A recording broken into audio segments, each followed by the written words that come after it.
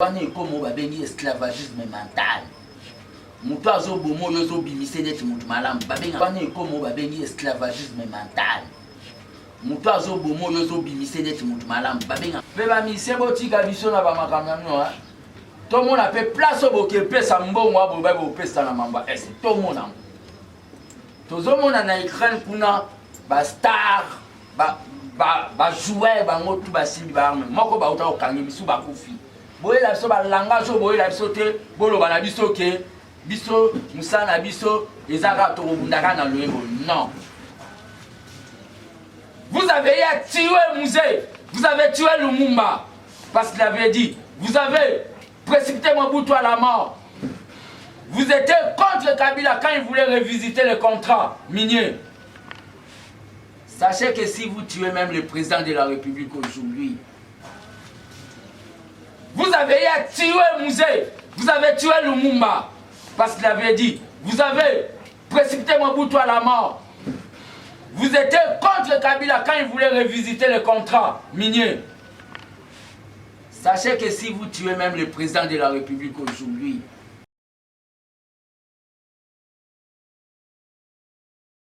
bonjour, fan surtout à Mort du Congo, officiel TV, bienvenue dans votre tranche d'animation. Passe partout avec MDC, votre Ningaka. Nadia Bitambula, moi aussi à Kingo Mwambe.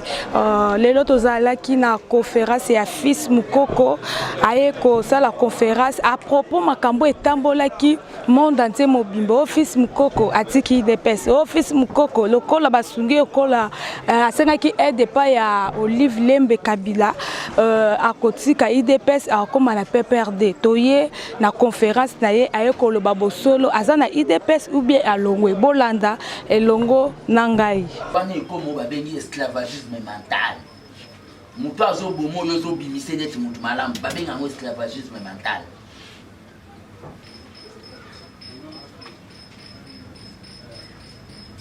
Fidel Castro a quelque part qu'il soit maudit un peuple qui attend le mot d'ordre des gens qui ont des cravates et des lunettes. Je lance le mot d'ordre que le peuple doit sortir dans la rue pour demander au gouvernement, comme le peuple est souverain, demander au gouvernement de changer le fusil d'épaule, qu'on aille vers la Russie, au Babel la Russie. Parce que toute diplomatie qu'on va faire, les gens disent musique sans instrument. Musique sans instrument. Les Simbati. On doit avoir les armes.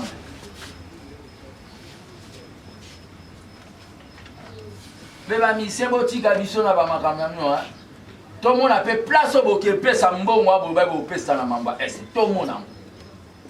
Tozo mona na écran kuna ba star ba jouer ba ngotu ba simbi ba arme moko ba uta okangi bisu ba kufi boye la biso ba langage boye la biso te bolo ba na biso ke biso musana biso ezaka to bundaka na loyembo non. Le moment où la guerre sera populaire comme avait dit Musée et ça terminera là où elle est venue na Rwanda biso tout aussi ba minuki toko comme na prophétie ya Musée wana. Même il y a Lumumba tard, mon peuple a découvert l'ennemi interne et extérieur. Ma prophétie est comment? Je dois vous le dire, vous les Occidentaux, vous allez tirer des conséquences de ce que vous faites à notre peuple, avec ce que vous avez fait au niveau de votre conseil de sécurité là-bas. Vous avez tué Musée, vous avez tué Lumumba. Parce qu'il avait dit, vous avez précipité Mobutu à la mort. Vous étiez contre Kabila quand il voulait revisiter le contrat minier.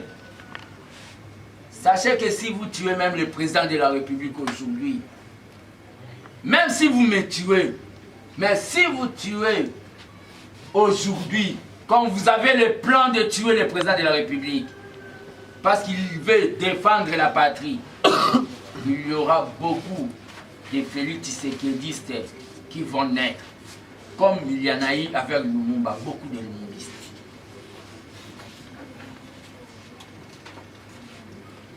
Comment, troisième volet dans le troisième volet par rapport à petite comparative entre IDPS au pouvoir, gestion et IDPS au pouvoir, la gestion et PPRD au pouvoir. Comparaison, la là, que nous, à l'IDPS, nous faisons l'autocritique. C'est-à-dire, ceux qui m'ont connu à Bisso, tout le monde a tambour la bien té, c'est eh non, au tambour la bien té. Bisso n'a IDPS, tout ça, là, autocritique. Et sur le plan organisationnel? Non, non, je suis en train de dire, Bisso n'a IDPS, tout ça, là, dans autocritique. Bisso n'a l'IDPS. Nous ne fonctionnons pas avec Obabengi, l'argent de l'État. Nous fonctionnons avec Obabengi, la cotisation des membres. Différence c'est ça, mon Biso na IDPS tozana Obabengi esprit d'équipe Munga, Aïbi, net Madame Véro Aïbi, Madame Bibiane Aïbi, collaboratrice nanga na bombi était. Na IDPS so Aïbi wato tiko devant les peuples, le jugement des peuples. Baka ezabele. Donc, na pouvoir na biso différence c'est ça. Na IDPS esprit d'équipe ezate. Esprit d'équipe ezate sur les peuples d'abord. Quelqu'un avait demandé Moustapha. Merci beaucoup. Question est moi, question moi, tu sais, on a une question à exemple de mission de tout ça à est-ce que l'office est constant ou bien fils de Coco va se battre et tiens, tu sais qu'il y a Tika qui est nommé secrétaire général chargé de mobilisation ou Tika toujours dans vision. Est-ce que le lot est fier de la phrase au Loba dans la vidéo les mal du Congo de l'eau c'est M. Joseph Kabila? Pour qu'on continue à combattre la même phrase. Si tu me demandes si fils Mouko. Si question-là, c'est ça. Question soit sous vous écrivez toute une page là. Non. Mais c'est quand même abîmé. Abîmé les autres du comme premier ministre. Point de vue dans les années. Donc pour M. Kamer, j'ai dit c'est pas moi qui décide. Je n'ai pas le pouvoir. Si le président voit comme il est acquitté, il peut le nommer. C'est le pouvoir du président de la République. C'est le pouvoir du président de la République. Il voit qu'il y a un peu toi atterrir. Na bandana mutoto bandala nena sukisana et na omoni longa na okelo bana fatigué. Sur le plan juridique. Pour la maramba autour de son fils Ngoko constant, moi je ne suis pas caméléon. Les gens que vous voyez à mes côtés, nous sommes restés constants pendant tout le pouvoir. Fils Ngoko avait dit qu'il ne va pas travailler pendant les 5 ans, le premier mandat de Félix, pour observer au Babengi évolution et à pouvoir ndenge bateau bazali banda ya stade bamona occasion abi constater les erreurs et les dénoncer. Demandez-moi quel jour quand il y a eu le remaniement je suis allé demander le vote. Je suis resté toujours dans séance été dans le parlement debout avec l'armée. Je suis constant. C'est pour cela les autres m'ont appelé Tshisekedi dans le Nouveau Testament. Par contre, on a une signification. Aujourd'hui, tu dis que Kabila est comme ça. Que non, le mal du Congo, c'est Kabila. Est-ce que vous allez le mal du Congo, c'est M. Kabila. Mais j'ai eu à vous expliquer le M. Kabila que j'ai dit, comme tu sais que le père disait, le mal du Congo, c'est Mobutu. Mais ce n'était pas Mobutu, mari de Kabila d'abord. C'était le Mobutu système. Le mal du Congo, c'est Kabila, c'est le kabylisme. Même Kabila ndenga zana na Kingakati. Akamwa batu misusu ndenge bayiba na mboko atuna comment il a détourné. Ezana batu misusu bakamwisa Kabila na degré pe na perfection ya vol. Kabila s'est détourné. Au sentiment que a beaucoup qui pompe ça sans pitié Kabila pas kamwa.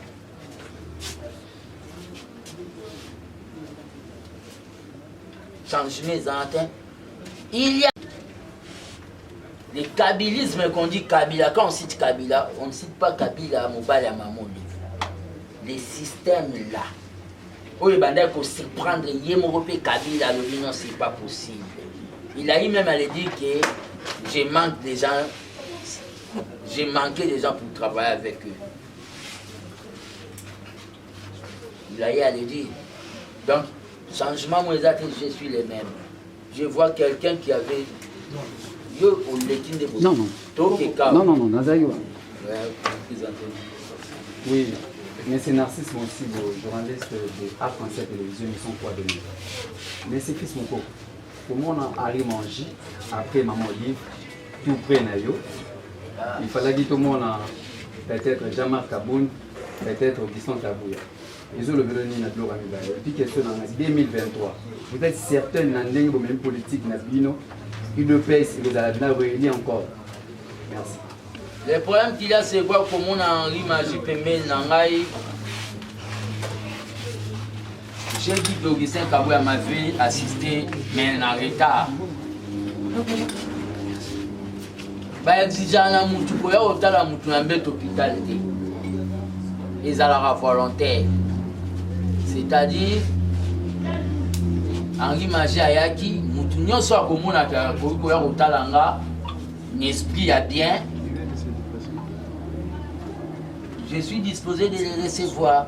Je vais fermer la porte et pas à Badou. Parce que non, non, non. Mais il maman Olive a sali, biso armée de bâtisseurs dans la messe patriotique, na biso tolobe la rango, to proposa que le romo tolobaka, ba créer ba bengi polyclinique ou to pesa ki combo de 13 parlementaires. Au moyennant $2. Moutou akoyiko soit soin moukola kobela. Supposons dans la ville de Kinshasa, où il y a 15 millions d'habitants, il dépasse 4 millions de membres. Chaque mois, membre soit payé ça $1. Hôpital polyclinique de 13 parlementaires, nous ça 3 millions de $. On a payé ça idéal. On paye ça idéal. L'air aussi, j'ai pas qui va ça va saler là. Et ça va les leçon à tirer. Donc je ne vois pas de polémiques à crier. Deuxième mandat à Fati, ce qui est séparé, c'est-à-dire ils ont un travail au Bissonant. Je parle ici au nom de l'armée des bâtisseurs. Toko Sala Poto, toi arriver que Fati soit deuxième mandat. C'est pour cela que je profite de cette occasion pour lancer l'appel à tous les mouvements fatistes et tshisekedistes que bientôt, Totika Kibonga Yoyo, votre humble frère, dans le cadre de l'armée des bâtisseurs tshisekedistes, pour lancer colloque ou bien conférence des tshisekedistes avec comme thème comment donner à Fati deuxième mandat, comment gagner Fati D. Donc, nous devons réfléchir, tous les mouvements fatistes, tous les mouvements tshisekedistes, même la Ligue des jeunes, il y a un parti Oyo, il y a Union Sacrée. Nous allons organiser un colloque comment gagner Fati D. Dans le cadre de Yakubanda pour réfléchir comment nous pouvons remporter les élections en 2023. C'est terminé. Oui, M. Moukoko. Janine Gamazita, journaliste Peuple d'abord télévision. Tolandaki, arrestation à Gilles. Est-ce que le dit que Jules a arrêté parce que Azaki contre Azaki Kabouliste était. Vous pouvez affirmer le que Kabou y a un démon dans la arrestation par combattant au Bazar au Kangamalé, la carte de presse. Deuxième préoccupation, par rapport à 2023, est-ce que M. Moukoko, la ville de Pesquet, la ville de Moukoko, vous êtes favorable à l'accord à Kenya, Nenge Mona Moka Fidel Kamil Abimi, en 2023, chef de l'État qui est comme candidat à l'élection présidentielle. Et puis. Vous avez dit que vous avez des questions. J'avais dit qu'il y avait trois, mais au moins ils auront arrivé. Pas de problème. L'arrestation de Gilles, non, c'est pas seulement Gilles qui est arrêté. Oui, non, j'ai dit des parlementaires de vous. Il y a des parlementaires de vous qui sont arrêtés. Je ne peux pas commencer à citer cas par cas. C'est pas Gilles, on a arrêté d'autres à Kasumbalé, ça partout. Les parlements de vous, c'est presque partout. Les années liées, Webotaka, Sambalo Namou. Il y a d'autres qui sont arrêtés parce que ça n'a même opinion à M. Kabouyaté. Il y a d'autres qui sont arrêtés comme ça. J'ai dit de manière globale. Par rapport à Olodi, question. Accord à Kenya, je suis d'accord que Rwanda a zalaté, même Burundi.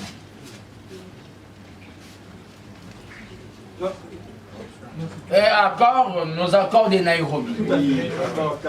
Donc, dans les... bon, je me suis un peu... Na continué dans l'élo. Na l'accord à Nairobi, Dengue Basalaki, entre le président Félix et Vital Kamerhe, nous sommes des légalistes. Nous sommes les légalistes. Dans les accords, là, on doit laisser l'État en temps. Toti Katoko m'a fait un mandat. Surtout comme il a fait un mandat, Bangomi Balo Basalaki Bakor, ou on appelle Nasile Bakutana Balobelaki, Bakoya ko fixer biso ndenge nini lobby et Gosala. Pour ngana tozala na Nairobi. Dans Toti qu'il a les deux leaders ya cash, au Babengi Fativite. Là, on a la bilan il y a 5 ans où biso topesa ki bango ba voix na biso. Ba ko décider de l'avenir ya bakor ya Nairobi. Réponse on a pour répondre ya mwana. Donc biso to bando bateke oneni ni ozala raté na Nairobi, les affaires il y a des frères Félix Tshisekedi et Vital Kamerhe. Un point. Madame. Merci beaucoup, cher Bakayamba. Espace Grand Équateur. C'est qui là? Monsieur Bobo, tu venais d'adhérer à l'IDPS, mais tu continues toujours avec la mentalité. Pour chasser, même avant mesure, il y a Messiassé, le mesure on a bien antidémocratique. Au bandega pour chasser au babengi, les parlementaires de vous. Vous devez cesser avec comportement. Excellence, messieurs les gouverneurs, nouvellement membres de l'IDPS, non au niveau des cellules, mais directement parachutés. Hein? Très fort. Mais il y a tellement antidémocratique. Le lot, attends le lot, longo et lobby kolongwa. Il faut avoir au babengi ténacité à Tshisekedi les pères. Je vous lance l'appel d'être fort. Le président de la République va venir à l'Équateur, dans le Grand Équateur, beaucoup de monde. Beaucoup solo la naïe pour na makambo ba torture belé bozo sur le niveau équateur mambenga pipi libéné. On a congrès. On a congrès, le congrès on est obligé toki na congrès. Nous sommes prêts pour nous devons aller au congrès pour harmoniser nos tests. Il y a eu des tests adaptés ça dans conjoncture à l'élo, Nathan à l'élo, fait Kubanda. Et je voulais ouvrir vos caméras si vous avez vos kangaki. Pour nous, l'UDPS, pour l'armée des bâtisseurs, tshisekidistes, nous n'avons pas besoin des députés provinciaux ou nationaux nommés. Il doit y avoir des primaires, c'est-à-dire que tient la circonscription X, les candidats babimi, base époni, bateau pour représenter la course. Boye la biso bateau, boye la biso konomete. C'est-à-dire, il doit y avoir des primaires, c'est-à-dire, l'élection, il fait ça à l'interne pour la choix. Il y a des oppositions, il y a Obabengi, armée des bâtisseurs tshisekidistes. Tosili, Tokeya, Nazumi Bala, Nicole Gomosanga participe. Bomoni conférence ndenge fils mokoko à lobby toza mingi akoloba te nyonso tuye déjà éclaircir bino bat oyo boloba ki trop IDPS e kabwani o atiki o asali boyo basombi kota mama Olive lokola basungi ye akotika IDPS akobandolobela IDPS te ayebisi bino aza toujours na IDPS alongwete azali. Merci beaucoup na tous les fans et amour du Congo officiel TV pour continuer à s'abonner massivement. Bon, vous allez jamais dessiner moi si à Kigo maintenant de Bitambo na naipsa kibino na zongi déjà beaucoup monde a émission ya kafu ngana kota partout émission politique ba musicien ba artiste comédien beaucoup monde na chaîne na bino ya amour du Congo pour continuer à s'abonner massivement. Merci beaucoup na Maurice Pesser Mobala Sans Dokino na kata Suisse. Merci beaucoup na Augustin Lukombo Mobala Pembe na kata Man. Merci beaucoup na Gelo Makumbi 7e bagarre na kata France. Merci beaucoup na Abraham Swamunu Makonza France. Est-ce que vous avez bambo tebele? Merci beaucoup na na James Motoka ingénieur à solo na kati à Londres batu nyonso boza aposa o TV nanga esali boyo ndako nanga esali boyo tozaka na ingénieur moko na kati à Londres James Motoka mobala pembe na kati à Londres bambote belé. Merci beaucoup na tous les fans na Nadia Bitambula na olinganga na olinganga tenga na dingaka bino po bomona ka be émission oyo na salela rabino CP Sarabino. Merci beaucoup na tous les fans oyo abanda ko komelanga ba o banda ko benga ngai na temps o vraiment na bana ko leka lisusu te na moni ke boza vraiment ba fan nanga boza vraiment la kata mute mesala kinga bien. Merci beaucoup na ba fan nyonso tout ya Amour du Congo officiel TV et sika bozwa mi bino ba gros bisous to côté na bino émission mususu zo ya bye.